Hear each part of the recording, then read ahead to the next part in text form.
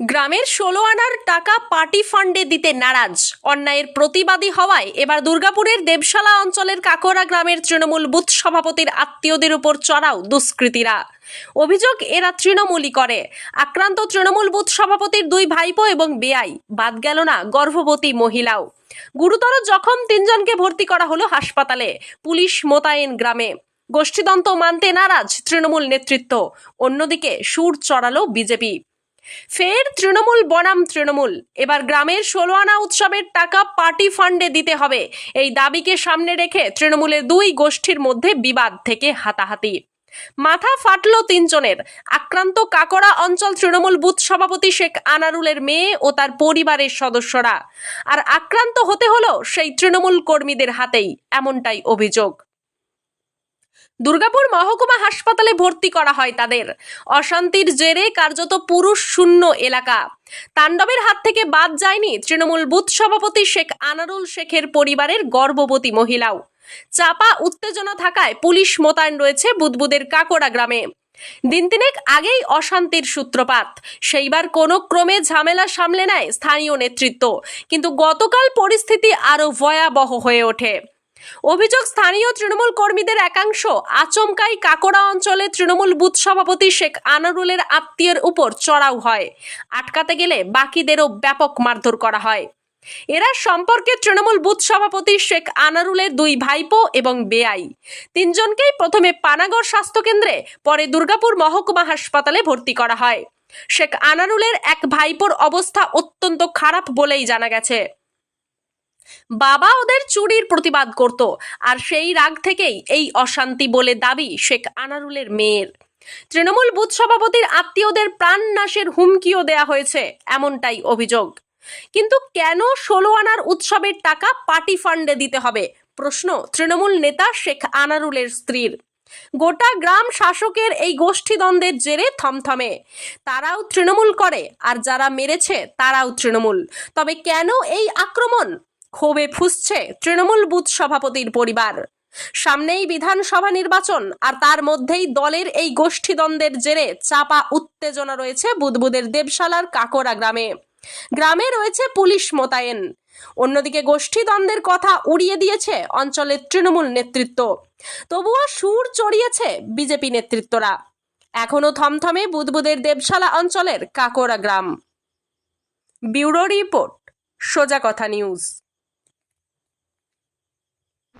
ওরা আমার বাবার প্রতি আক্রান্ত এটাই যে ওরা যখন চুরি করে আমার বাবার কাছে সবাই প্রতিবাদ জানায়, ঠিক আছে? কেউ বলে ওর মা মানে বাড়ির হাঁড়ি পোতলা যেসব থাকে সব চুরি করে নেয়, ওর ছেলে কোথাও গিয়ে চুরি করে সেখানে ধরা পড়ে, সেখানে আমার বাবা ছাড়িয়ে নিয়ে আসে। ওর বাবাটা ধান চুরি করেছিল, সেখানে আমার বাবা হাত তাবড়ে দিয়েছে, ঠিক আছে? সবসময় ওরা চুরি করে, ওই চুরি বাবার রক্তে গিয়ে আমার বাবার প্রতি আক্রান্ত ওরা খুবই। বাবার নাম কি? শেখ আনারুল। কি করেন উনি? উনি বুথ সভাপতি। কোন দলে? টিএমসি। তো যারা মারলো তারা চুরি করে, ওই জন্য। এরা কারা? এরা টিএমসি কিছু হবে হয়তো। এরা বাড়ি চুরি করে, মানে টিএমসি কোনো কিছু চুরি করে এটা জানি না, তবে লোকের বাড়ি বাড়ি কিছু চুরি করে সেটা জানি। এটার জন্য হতে পারে যে বাবা প্রতিবাদ করে যে তোরা চুরি কেন করবি, সেই জন্য হতে পারে এটা। কি নাম? আমার নাম কেসমা খাতুন। কি হয়েছিল আমি এমন কিছু জানি না। আমার ছেলে কিছু কারো অন্যায় করে নাই, আমার ছেলে অন্যায় কারো করে না। আমার তিনটে ছেলে অন্যায় কারো করে না। আমার ছেলেরা খুব ভালোভাবে তাদের সাথে ভালো ব্যবহার করে, ভালো সম্মান দেয়। আমার ছেলেরা অন্যায় গালাগালি মারামারি এসবে কিছু থাকে না। ছেলের বাবা সেটাই আমরা বুঝতে পারছি না। 16 আনা নিয়ে ঝামেলা তার আগে হয়েছিল, সেটা মিটে গেছে।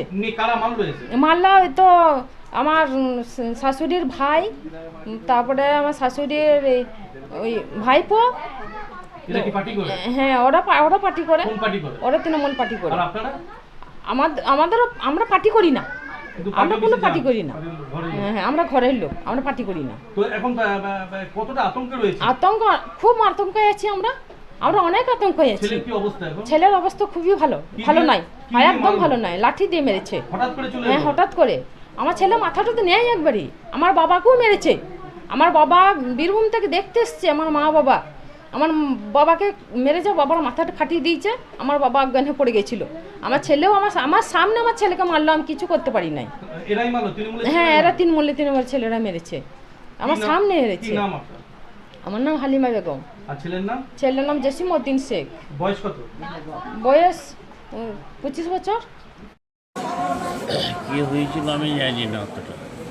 আমি ওখানে যখন ঝামেলা চলছে আমি ওখানে গিয়েছিলাম, যাওয়ার পরে দেখছি জসিমকে বেরিন ট্রেন ফেলে দিয়েছে। এমন আপনারা মারামারি কিছু করছেন, তখন আমাকে একবারে দিয়েছে মাথা, খুব জুড়ে দিয়েছে। দাদা কাকুরা তৃণমূলের জামানায় তৃণমূলের বুথ সভাপতি ঘর ছাড়া, তাহলে তো আপনারা বুঝতেই পারছেন যে এখানে সাধারণ মানুষের নিরাপত্তা কতটুকু। যেখানে শাসক দলের বুথ সভাপতি নিজেদের গোষ্ঠীদ্বন্দ্বে বাড়ি ছাড়া হয়, সেখানে সাধারণ মানুষের নিরাপত্তা তো বুঝতেই পারা যায়। আর এটা তো তৃণমূলেরই কর্মকাণ্ড, এক গোষ্ঠীর সঙ্গে আরও গোষ্ঠীর ঝামেলা, এই নিয়েই তো ওদের সারাদিন রাতই চলছে। এর বাইরে আর কি বলবো। গতকাল রাত্রে যে ঘটনাটা হয়েছে, 4 জন আহত, এটা দুঃখজনক ঘটনা যে 4 জন আহত। আর এর বাইরে আর কি বলবো। আর পুলিশ তো সব জায়গাতেই নীরব দর্শকের মধ্যে থাকে, এটাও আপনারা দেখেছেন। ওদেরও উচিত এই সময়তে ওই পোশাক ছেড়ে দিয়ে তৃণমূলের ঝান্ডা ধরা। মহিলারা অভিযোগ করছে যে এটাই তো পুলিশের কাজ। পুলিশরা যারা ভারী থাকবে, যে পাল্লাটা ভারী থাকবে, সেই দিকে যে তাদেরকে নিরাপত্তা দেবে। সাধারণ মানুষকে তো নিরাপত্তা দিচ্ছে না, বুথ সভাপতিকেও নিরাপত্তা দিচ্ছে না, যখন সাধারণ মানুষকে কী করে পুলিশ নিরাপত্তা দেবে? ওরা তখন তৃণমূলের এক ধরনের কর্মী হয়ে গেছে। মানে 26 যত এটা তাই তো, যত এগিয়ে আসবে তত আরও ওদের নিজেদের মধ্যে অন্তর্কলহে ভাগ বাটোয়ারা নিয়ে মারামারি করে খুন হবে। আর ঠিক আছে, লিখিত এরা মারধর এর পেছনে তৃণমূলের কোনো গোষ্ঠী না, এটা একবার ফ্যামিলি এবং ওই ফান্ড তৈরি হয় না, ওটা একটা ফ্যামিলিকে নিয়ে ফান্ডটা তৈরি হয়, ফ্যামিলিকে নিয়ে ফান্ড। বিরোধীরা একটা অভিযোগ করছে, বলছে এইখানের মধ্যে তৃণমূলের মধ্যে মারপিট করছে। না, এটা সৈমিত্র যে বলেছে বিজেপির নেতা, সে জানেই না যে তৃণমূল কখনো ধর্ম নিয়ে রাজনীতি করে না বিজেপির মতো।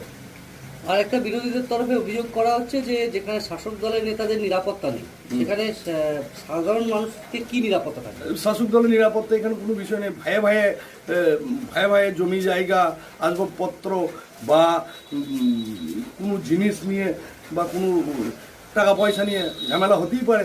তাদের তো নিজের আত্মীয় স্বজনের মধ্যে হচ্ছে, এখানে তৃণমূল দায়ভার নেবে কেন? হ্যাঁ, হয়তো কোনো পাড়ার ঝামেলা হলে বা কোনো মানুষের ঝামেলা হলে সেটা হয়তো পার্টি বা পঞ্চায়েত বা পুলিশ প্রশাসন সেটাকে মিটমাট করে দেবে।